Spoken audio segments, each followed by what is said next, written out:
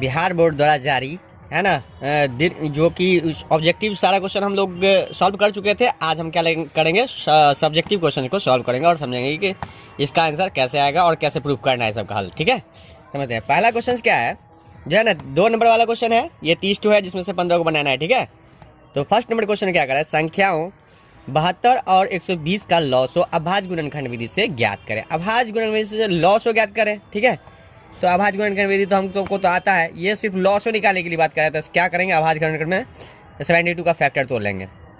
2 तिया 6, 2 छक्के 12, फिर 18 दूना 36, और फिर क्या 18 और 3 तिया 9। इस मेथड से निकालना है इसका, अभाज्य गुणनखंड में लिखा हुआ। ठीक है,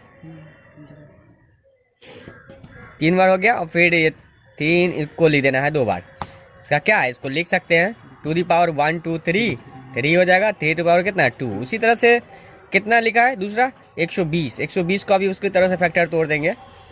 ठीक, 120 को 60 दूना 120, 30 दूना है 60। ठीक है, और 15 दूना 30, और 3 पंचे 15। तो इसको हम क्या लिख सकते हैं, 2 गुने 2 ने 2 गुने 3 गुने 5, है ना, यानी 2 दूना 4 दूना 8, 2 पंचे 40, 120 हो जाएगा।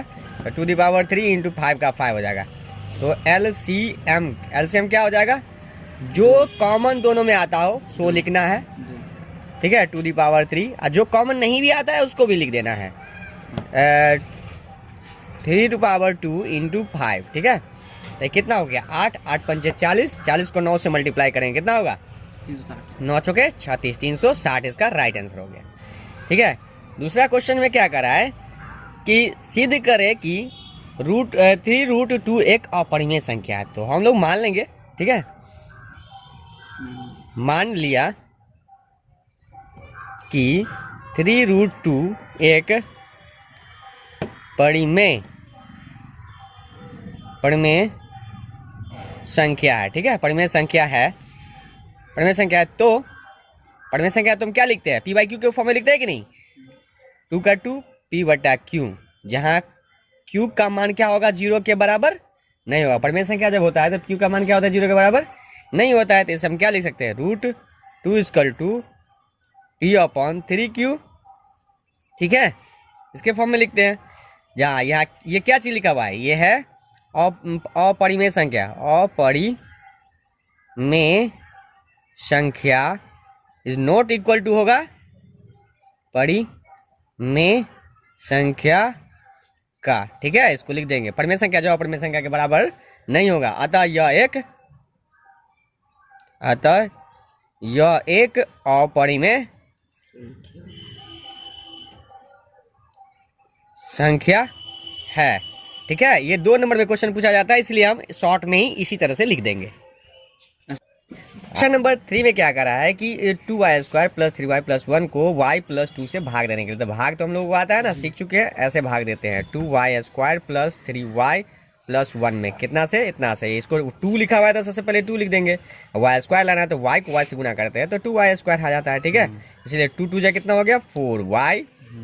ठीक है, अब माइनस कर देंगे, ये कट जाता है, ये कितना हो गया -y हो जाएगा। ठीक है, 3 में से 4 को y गया तो माइनस में हो गया y, प्लस 1 का 1। इसमें हम क्या लिखेंगे माइनस में 1। ठीक है, -y और -2 हो जाएगा। तो इसको सिंप्लीफाई करेंगे प्लस में, ये भी प्लस में कट गया, और 2 1 कितना हो गया 3, ये राइट आंसर हो गया। ठीक, इस तरह से क्वेश्चन नंबर 4 में क्या करें, यदि अल्फा और बीटा बहुपद gx और = x² - 7x + 6 है दिया गया। ठीक है, बहुपद को लिख लेंगे x² - 7x + 6। Alpha plus beta का करें वैल्यू ज्ञात करने के लिए। तो हमको पता है कि यहाँ a = क्या है, इसके पीछे कुछ नहीं है तो 1 रहता है। b = क्या है, इसके यहाँ 7x के पीछे, इसलिए क्या हो गया -7, और c = कितना 6 का 6। तो अल्फा प्लस बीटा = क्या पढ़ते हैं हम लोग फार्मूला में, -b/a होता है। तो -b का वैल्यू कितना है यहाँ -7, इसलिए हम लिखेंगे -7, और a का वैल्यू कितना है 1, तो 1 लिख देंगे। ठीक है, तो माइनस क्या हो गया प्लस, यहाँ राइट आंसर कितना आ गया 7। ठीक है, क्वेश्चन नंबर 5 में क्या कहा, दिघात बहुपद x² - 7 के शून्यक जो है ज्ञात करे तथा शून्यकों के गुणांकों के बीच जो है संबंध को उसके सत्यता की जांच करे। ठीक है, तो यहाँ px जो है हमको दिया गया कितना x² - 7 दिया गया है। न कि शून्य ज्ञात करें और उनके गुणनखंडों का भी स्थापित करें। अगर जब पी एक्स क्या हो जाता है शून्य के लिए 0 हो जाता है, ठीक है, तो इसको हम क्या लिख सकते हैं, एक्स स्क्वायर माइनस 7 या X square minus 7 equal to 0, ठीक है। तो एक्स स्क्वायर इक्वल टू कितना 7 लिख देंगे, या एक्स इक्वल टू क्या लिखेंगे प्लस माइनस में √7, ठीक है। और इसी को जो है हम इसका वैल्यू पुट करते हैं, जब प्लस में √7 पुट करते हैं तो इसमें क्या हो जाता है एक्स स्क्वायर माइनस 7, मतलब 7 माइनस 7 इक्वल टू 0। और पी इसी का वैल्यू जब हम माइनस में √7 लेते हैं क्या होता है माइनस √7 का स्क्वायर माइनस 7, तो ये भी क्या हो जाएगा 7 माइनस 7 इक्वल टू ये भी 0 आ जाता है। अब ये तो इसके वजह से सिद्ध हो गया, लेकिन अब हमको क्या करना है, alpha plus beta equal to क्या होता है माइनस बी बाई ए होता है कि नहीं। Alpha plus beta minus B by, तो माइनस बी बाई ए क्या है, तो देखो यहाँ है माइनस बी के जगह तो कुछ है नहीं लिखा हुआ, तो हम इसको क्या लिख सकते थे, इसको हम और भी चीज़ लिख सकते थे, x square minus 0x minus 7 लिख सकते हैं, ठीक है। यहाँ बी के जगह क्या है 0 लिख सकते हैं और ए के जगह 1, तो हमको यहाँ कितना आ जाएगा 0 आ जाना चाहिए। तो इसी तरह से अल्फा का वैल्यू क्या है √7, बीटा का वैल्यू √7, तो इस दोनों को किए तो क्या आ गया ये भी 0, तो LHS RHS हो गया। अब अल्फा इंटू बीटा का वैल्यू क्या होता है माइनस सी बाई ए होता है, सी बाई ए होता है, अल्फा इंटू बीटा का वैल्यू सी बाई ए होता है।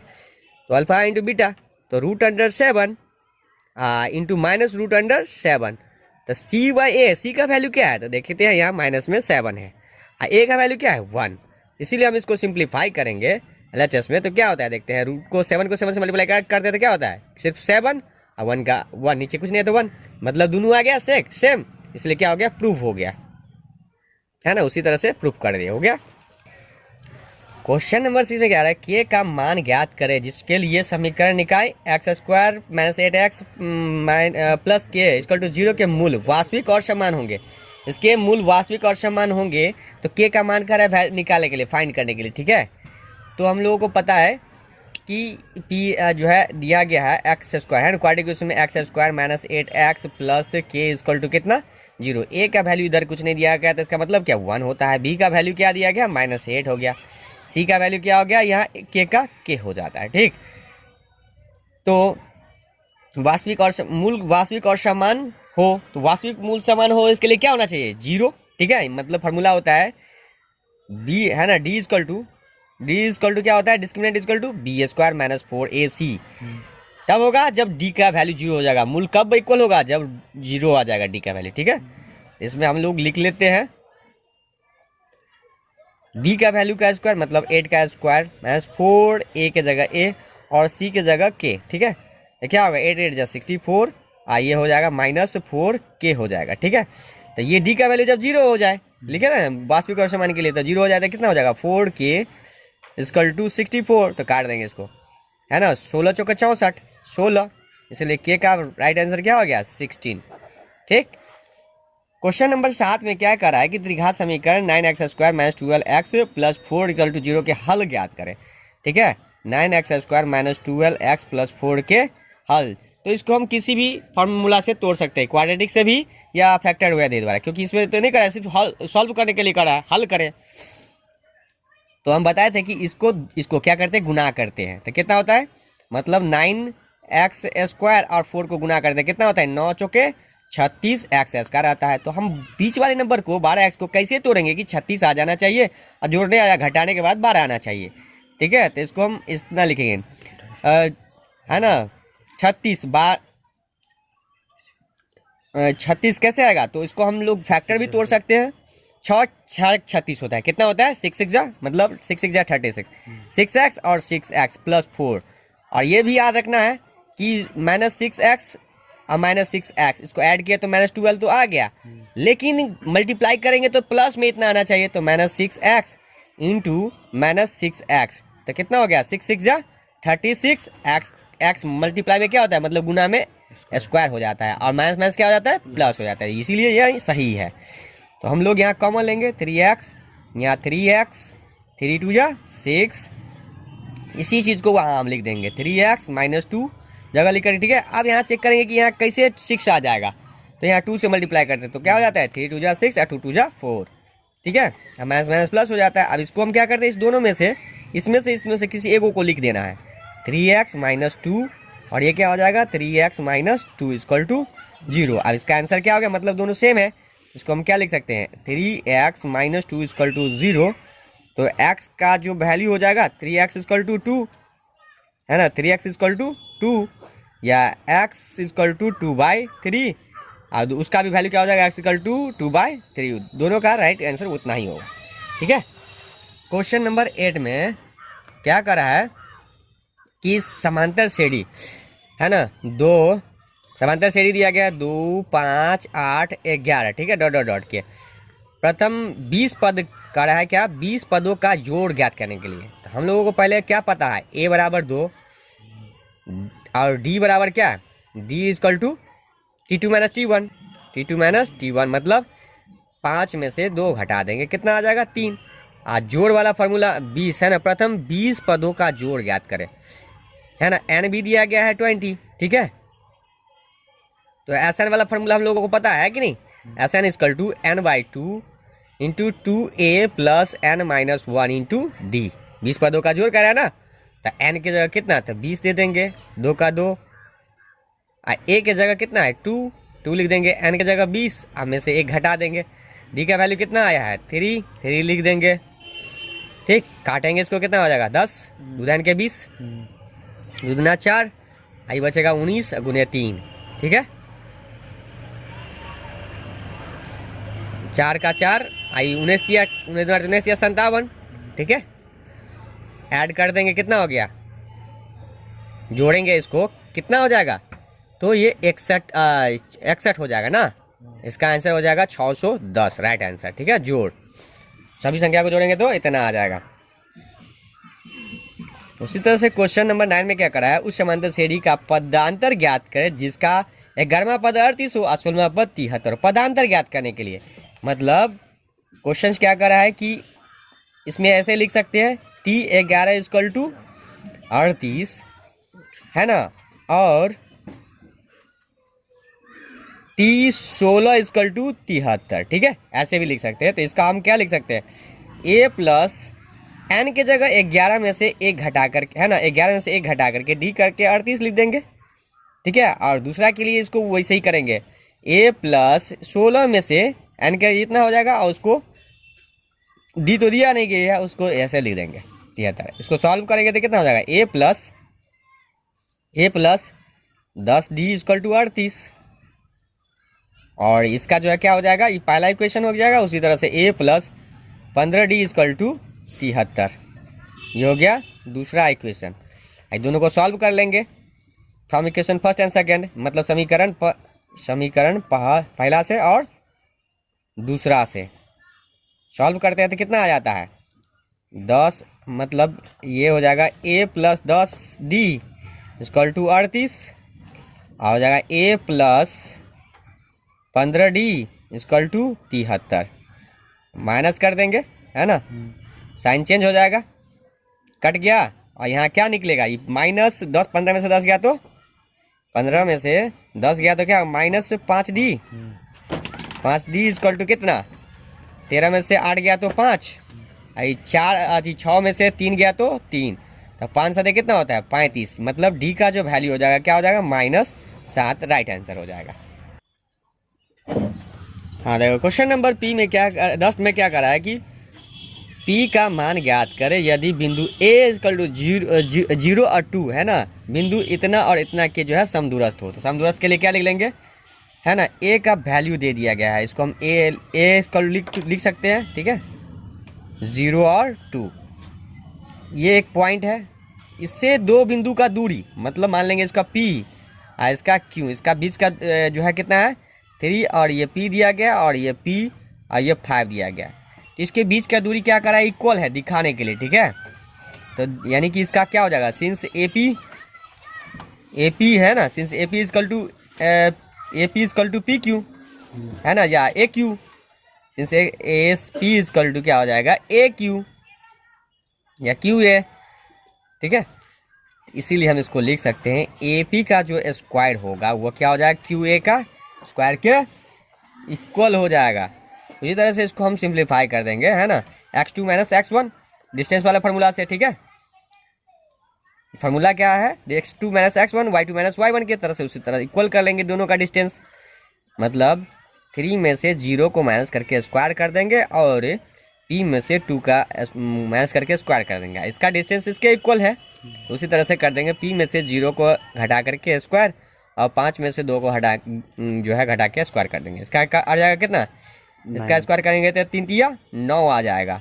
इसका p स्क्वायर प्लस 2 दूना 4 2 दूनी 4 माइनस में p आ जाएगा, है ना, इसकल टू p का स्क्वायर हो जाएगा और ये हो जाएगा 5 इसमें घटा लेंगे, है ना, 5 में से 2 गया तो 3 3 3 9 हो जाएगा, ठीक है। तो यहाँ क्या हो गया, 9 9 कैंसिल हो गया, ठीक है। ये p स्क्वायर कैंसिल हो गया, मतलब घट जाता है। तो यहाँ क्या बचा, 4 माइनस 4p इक्वल टू 0, या इसको लिख सकते हैं 4p इक्वल टू 4, यानी 4 को काटेंगे 4 एक 4, या p का मान क्या हो जाएगा 1, है राइट आंसर हो गया। क्वेश्चन नंबर 11 में क्या कर रहा है कि दो बिंदु इतना और इतना को मिलाने वाली रेखाखंड PQ के इतना अनुपात में अंततः, है ना, अंततः विभाजित करने वाले बिंदुओं के निर्देशांक ज्ञात करें। दो बिंदु है, ये A हो गया और ये B हो गया, या इसको या P दिया गया P और ये क्या हो गया Q दिया गया, इसको 1 और माइनस 2 और ये माइनस 3 और ये 4 दिया गया, ठीक है। ये कोई पॉइंट है जिसका, है ना, रेखाखंड PQ को एक इतना अनुपात में काटता है और इसको इसका एक्सिस मान लेंगे कि x और y के अनुपात, है ना, काटता है इसको, है ना, x y एक्सिस पर काटता होगा कितना 1:2 में, है ना। माना निर्देशांक क्या था, माना निर्देशांक, माना, है ना, माना उस बिंदु का निर्देशांक, माना उस बिंदु का निर्देशांक, या इसको ओ बिंदु का निर्देशांक जो हो जाएगा क्या हो जाएगा ओ का, या इसका ओ का जो है x, है ना, एक्स वाई यहाँ दे देंगे इसको, है ना। लेमडा 1 इक्वल टू कितना 1 दिया गया है, लेमडा 2 इक्वल टू क्या दिया गया है, ये 2 दिया गया है इसका रेशियो, चाहे m1 m2 भी लिख सकते हैं इसको, ठीक है। तो हम लोगों को फार्मूला पता है कि x का वैल्यू निकालने के लिए m, है ना, m1, या इसको लिख सकते हैं लेमडा, है ना, m1 भी लिख सकते हैं इसको m1 और ये m2, ठीक है। m1 into x2 plus m2 into x1 upon m1 plus m2, ठीक है। तो इसका वैल्यू क्या हो जाएगा, m1 का वैल्यू 1 है, x2 का वैल्यू -3 है, प्लस m2 का वैल्यू यहाँ 2 है और x1 का वैल्यू 1 है, बटा m1 प्लस m2, इस दोनों को ऐड कर लेंगे, कितना आया 3 1 3 और 2 1 2, ये 3 आ जाएगा, घटाएंगे तो -1 बटा 3 आ जाएगा इसके x का वैल्यू। उसी तरह से y का निकालेंगे, y equal to m1 into y1 plus m2 into y2 upon m1 plus m2। कभी कभी इसको m और n भी किसी बुक में रहता है, ठीक है, कुछ भी लेट्स कर सकते हैं। फार्मूला है m1 का वैल्यू कितना दिया गया 1, y2 का वैल्यू 4, m2 का वैल्यू 2, y2 का वैल्यू -2 बटा 1 प्लस 2, ठीक है। 4 1 4 और 2 दूनी -4 हो गया, ये 3 हो गया, घटा के लिख देंगे, 4 में 4 गया तो कितना 0 बटा 3 इक्वल टू 0, ठीक है। तो ये वो बिंदु का जो निर्देशांक होगा वो क्या हो जाएगा -1 बटा 3 और 0, राइट आंसर हो गया। क्वेश्चन नंबर 12 में क्या दिया गया कि समलंब चतुर्भुज ABCD के विकर्ण AC तथा BD परस्पर O बिंदु पर प्रतिच्छेद करते हैं, जहां AB जो है पैरेलल है CD का, तो सिद्ध करें कि त्रिभुज DOC और त्रिभुज AOB समरूप है। ये 2012 में क्वेश्चन पूछा गया है, ठीक है, ये इस बार डाल दिया गया है। तो इसको हम लोग सिद्ध करेंगे तो सबसे पहले क्या करेंगे, चतुर्भुज बना लेंगे, समलंब चतुर्भुज, ठीक है। आज का विकर्ण क्या कर रहा है कि एक दूसरे को प्रतिच्छेद करते हैं, ऐसे इसको काट देंगे, ठीक है। इसको बना लेंगे कि ये A हो गया, B सी और ये डी हो जाता है। और ओ बिंदु पर क्या करता है विकर्ण एक दूसरे को प्रतिच्छेद करती है। जब प्रतिच्छेद करते हैं तो ये एंगल जो हो जाएगा किसके, इसके डिवाइड, इसको डिवाइड मतलब इक्वल हो जाएगा, है ना। उसी तरह से ये वाला एंगल जो हो जाएगा वो इसके इक्वल हो जाएगा। मतलब इसको ये फर्स्ट एंगल इसको कर सकते हैं, इसको हम लिखना हो तो क्या लिख सकते हैं, फर्स्ट वाला एंगल फर्स्ट के साथ इक्वल हो जाएगा, ठीक है। इस मतलब फर्स्ट, और इसको सेकेंड भी ले सकते हैं, ठीक है। इसको थर्ड, ये तीसरा एंगल ये चौथा के इक्वल हो जाएगा, ऐसे ले लेंगे, मान लेंगे, ठीक है। मानने के उपरांत हम ये लिख सकते हैं, सिद्ध करना क्या है, इसको लिख सकते हैं उपपति त्रिभुज, है ना। उपपति ए बी पैरेलल था डीसी से, है ना। ए बी पैरेलल था डीसी का, तो इतना तो लिख ही लेंगे। और त्रिभुज किस में ले रहे हैं, तो डीओसी और त्रिभुज बीओए में, ठीक है। त्रिभुज डीओसी, तो त्रिभुज डीओसी कहाँ है, डीओसी, और त्रिभुज बी, है ना, बीओए, इसमें जो है हम लोग लेंगे और इसमें लिख देंगे कोण एक जो है कोण 2 के बराबर है। इसका क्या है, कोण एक जो है कोण 2 के बराबर है, और कोण 5 जो है कोण 6 के बराबर है। मतलब ये कोण जो क्या कर देंगे, इसको 5 मान लेंगे, इसको 5 जो होगा ये किसके 6 के इक्वल हो जाएगा। उसी तरह से कोण 3 जो है क्या हो जाएगा, कोण 4 के इक्वल हो जाएगा। ये कोण क्या हो गया, एकांतर कोण के कारण, ये हो गया क्या चीज, शीर्ष विमुख कोण, शीर्ष विमुख की कोण, ये हो गया एकांतर कोण है, ठीक है ना। कोण ए जो है कोण 2, है ना, कोण ए और कोण 2 के इक्वल हो जाएगा, क्यों, क्योंकि एकांतर कोण होता है। कोण 5 जो है कोण 6 के बराबर हो जाएगा, क्यों, क्योंकि ये शीर्षाभिमुख की कोण है, आमने सामने वाला कोण।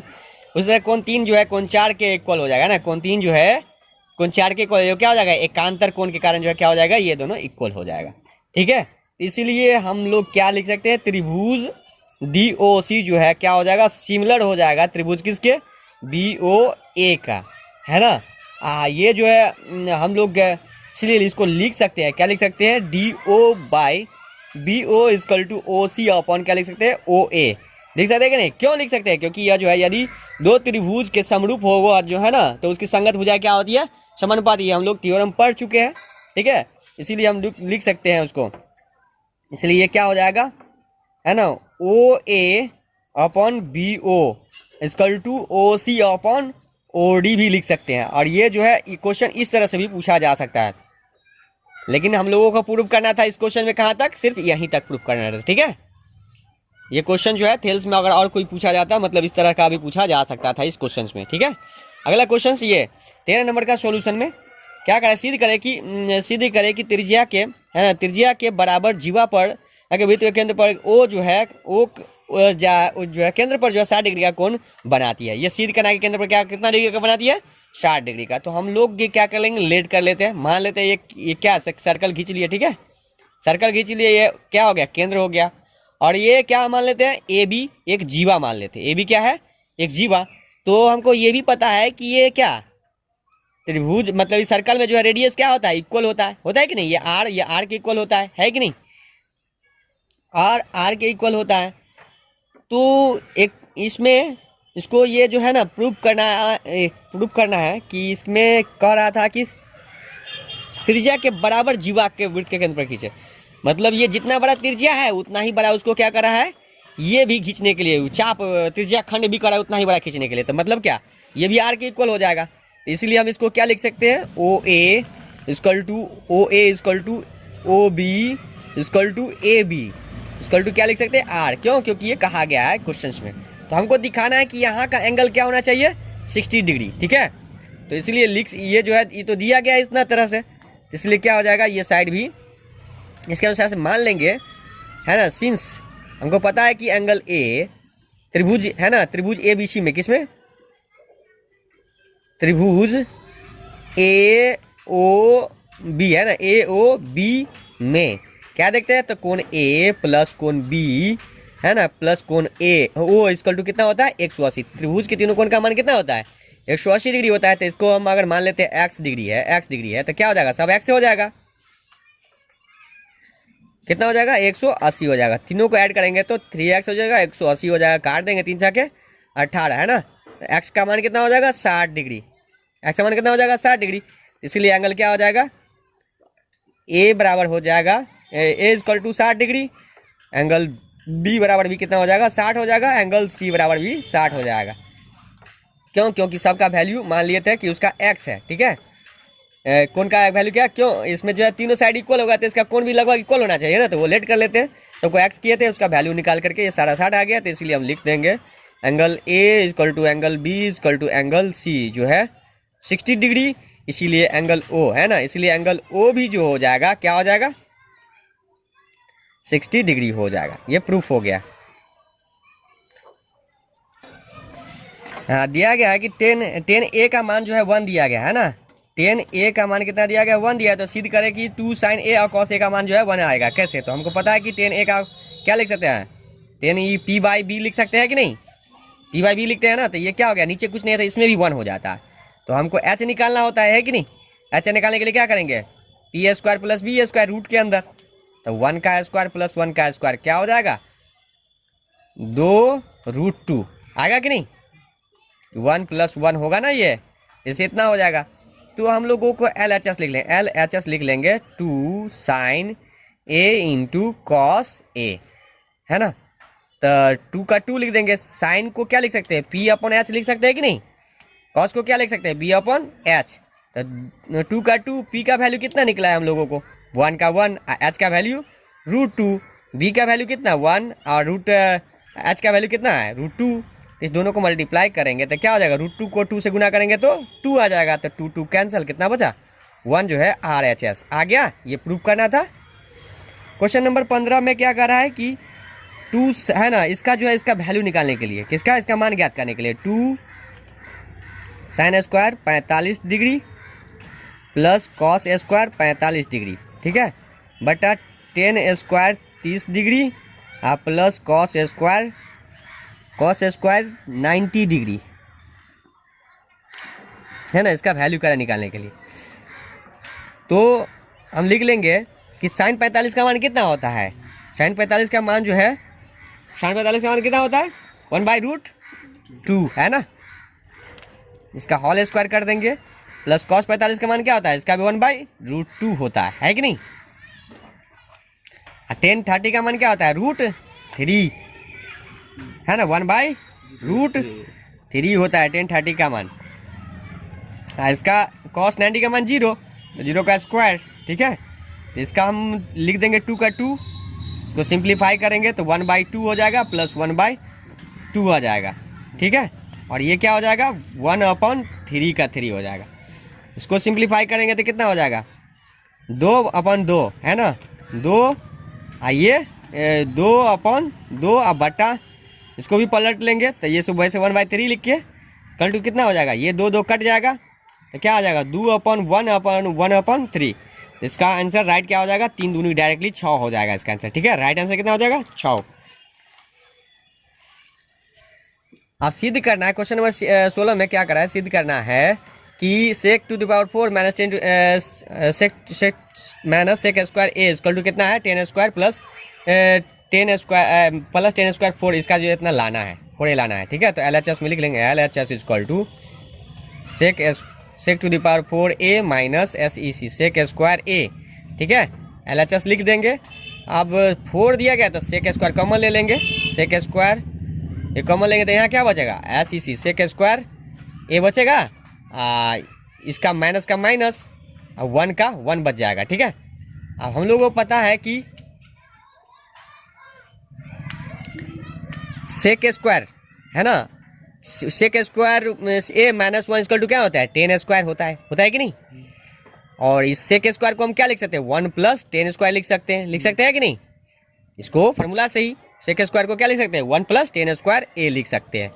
और इस 10 स्क्वायर ए को क्या कर देंगे उससे मल्टीप्लाई कर देंगे, तो ये क्या हो जाएगा 10 स्क्वायर ए हो जाएगा प्लस ये क्या होगा 10 स्क्वायर क्या हो जाएगा पावर 4 ए हो जाएगा। ये RHS आ गया या उसी को लिखा गया है, इसको क्या कर दिया वही तो लिखा हुआ है ना, राइट आंसर आ गया, प्रूफ हो गया।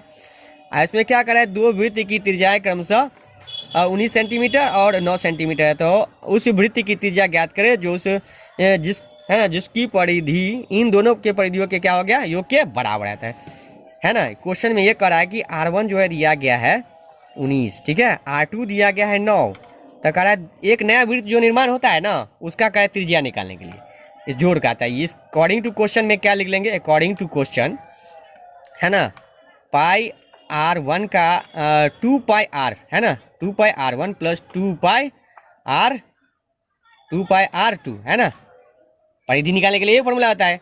और 2 पाई R का R लिख देंगे, तो क्या हो जाएगा 2 कॉमन हो जाएगा। तो क्या 2 पाई यहाँ क्या हो गया कॉमन, तो यहाँ क्या बचा R1 प्लस R2 हो गया। यहाँ 2 पाई ये R का 2 पाई, ये 2 पाई क्या हो गया कैंसल। इसका R1 का वैल्यू कितना है, तो ये 19 है, और ये R2 का वैल्यू कितना है 9 है। ये R लिख देंगे, इसलिए R का वैल्यू कितना हो जाएगा 28 सेंटीमीटर। ये राइट आंसर।